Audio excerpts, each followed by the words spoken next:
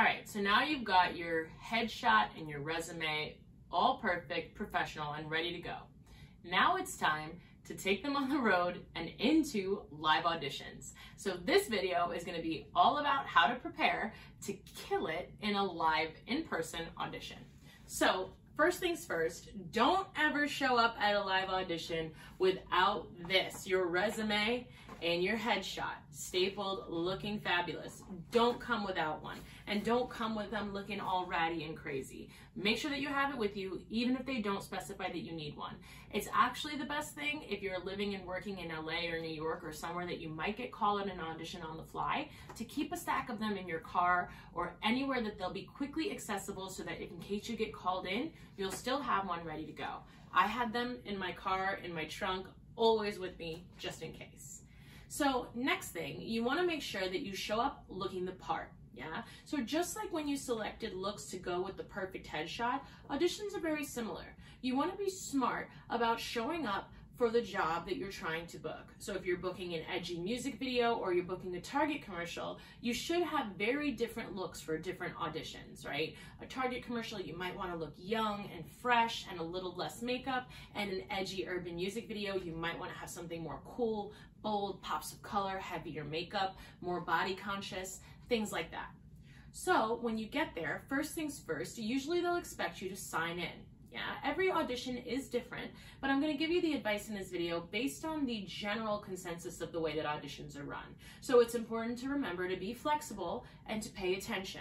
When you get there, there should be somebody that's signing people in, either giving you a number or taking your headshot and resume or something to let you know what group you're going to be in and what you can expect. Then usually you're called into the room and there'll be some kind of typecast, if you're lucky. I know typecasting sounds horrible, but it's actually something that professional dancers really appreciate because it's a huge time saver. Typecasting is exactly what it sounds like. People judging you off of how you look. They literally will have you stand in a straight line or walk across the floor, and they'll judge if you're the right look for the job that they're trying to book. This is actually very helpful because there are legal things that prohibit them from saying we're only booking black girls, or we're only booking white girls, or we're only booking people who are a certain height. They sometimes can't specify that. But if that's what they're looking for and you show up and you don't fit the part, it's kind of pointless to stay the whole day and exert your energy and waste your time if you're not the look that they're going for. So they use the typecast round to whittle down the looks to the type of person that they're trying to book for the role. The height, the weight, the race, whatever else their parameters are for the audition. In the typecast round, it's important just to remain calm, to not take it personally, to remember we never have any idea what they're looking for or why, and it's not about you. It's just about the product they're trying to sell or the brand or the artist they're trying to promote.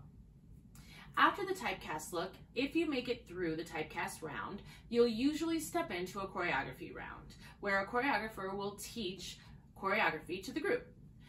Depending on the size of the audition, how many people are auditioning, you might get broken down into a few different groups.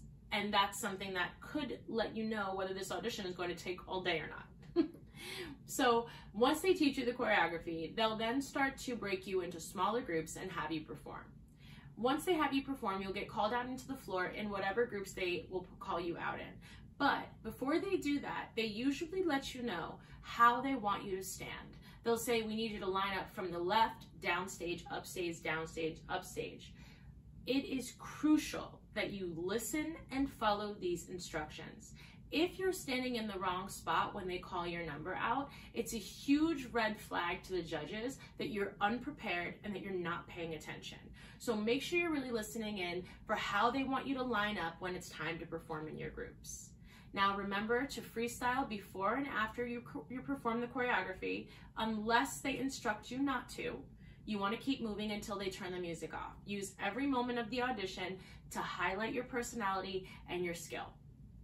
In most auditions, they'll have you perform once, pause, switch lines, perform again, and then they'll usually ask you to either remain on the floor or go into a straight line and wait there while they talk about you, go through your resumes, figure out who they want to keep and who they want to cut.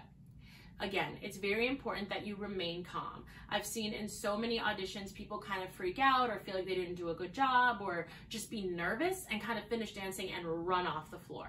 You want to make sure you don't do that. You have to remember that in most cases at auditions, they're looking for people who aren't only great dancers that look the part, but they're also looking for people who are professional. And professionals are calm.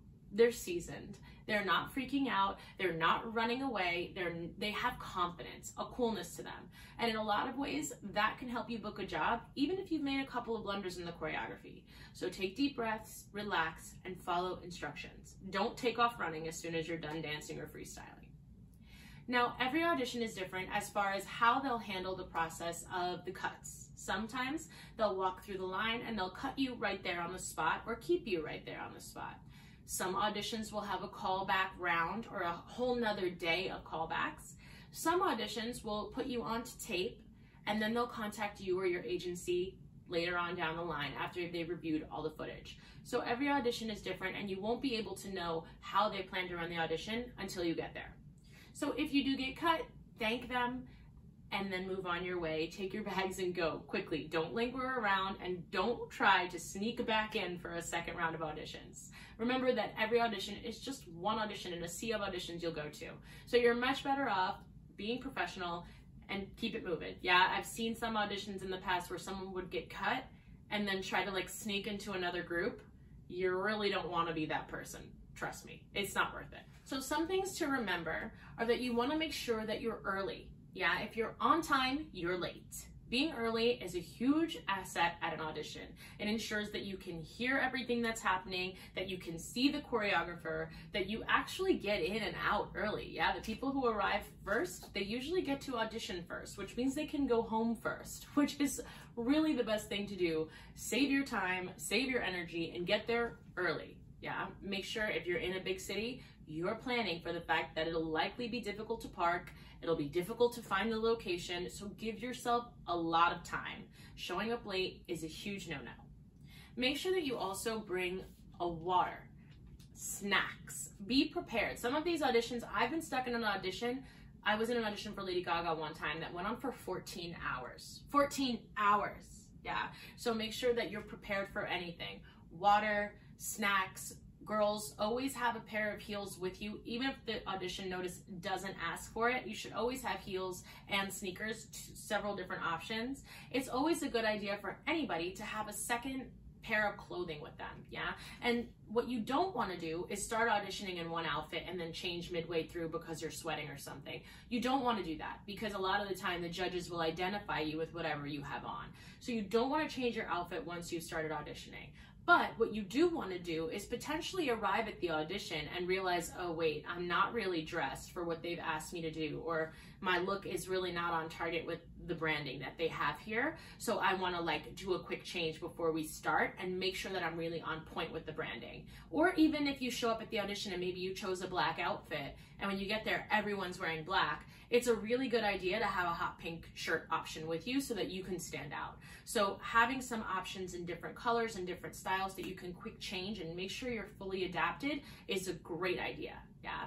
So also bring a little towel for touch-ups, dab that sweat so you don't look a crazy hot mess, a hairbrush, things like that. If this does go on all day, it's likely that you're gonna sweat and that you're gonna start to look a little bit wild. So anything you need to pull yourself back together and put your best foot forward is always a good idea. Last thing to remember in a professional audition is that they are always watching you. They're watching you when you're on the sidelines. They're watching you and judging the type of person and performer and worker that you're going to be. And to a lot of people, that's very important, just as important as your skill. So they're watching to see if you're rolling your eyes or if you're huffing and puffing or if you look like you're out of breath and you can't breathe after performing one time. They're looking to see if you're whispering or if you're being petty or if you're being poised, comfortable, calm, collected, and professional. So make sure that you are not relaxed or gabbing with your friends or typing on your phone or doing anything that might catch you the wrong attention at an audition. Hopefully this is helpful. Hopefully this has you guys completely prepared and ready for what comes. All the best. See y'all next time.